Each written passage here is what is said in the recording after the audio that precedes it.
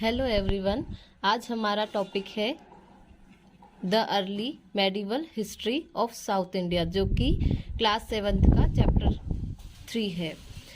अब इसमें अपने कुछ लर्निंग ऑब्जेक्टिव्स हैं, जैसे पहला है चालुक्य के बारे में पढ़ना है, इसमें पल्लव के बारे में पढ़ना है, चोल के बारे में पढ़ना है, और जो राजा थे उसके समय कौन कौन सी प्रशासनिक व्यवस्था थी इसके बारे में पढ़ना है।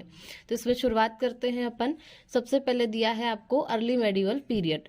अर्ली मेडिवल पीरियड के बारे में बताया है कि जब अर्ली मेडिवल पीरियड चल रहा था तब दक्कन और साउथ इंडिया में छोटे छोटे राज्य, छोटे छोटे किंगडम्स उभर रहे थे।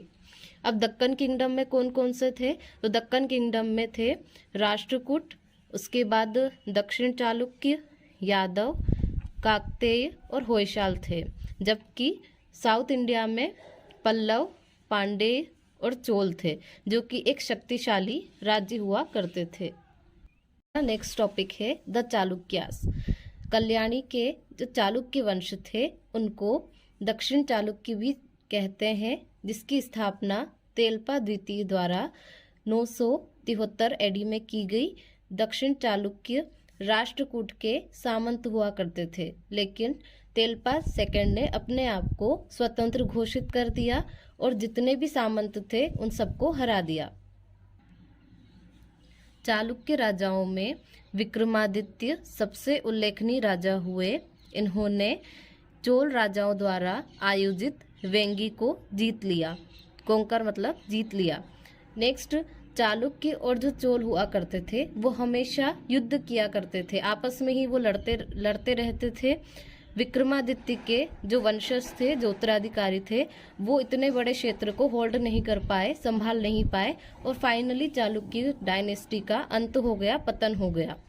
काकतीय, होयसाल और यादव जो कि दक्कन में थे, ये सफल हो गए। नेक्स्ट टॉपिक है द पल्लव्स। पल्लव वंश दक्षिण भारत में सबसे ज़्यादा शक्तिशाली था।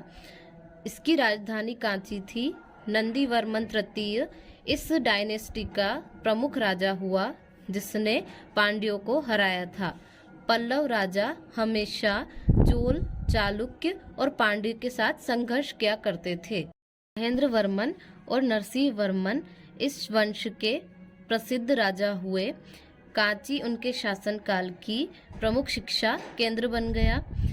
इन्होंने महाबलीपुरम में चट्टानों को काटकर एक प्रसिद्ध मंदिर बनाया। हालांकि 8वीं शताब्दी के अंत तक जो पल्लव वंश था वो समाप्त हो गया।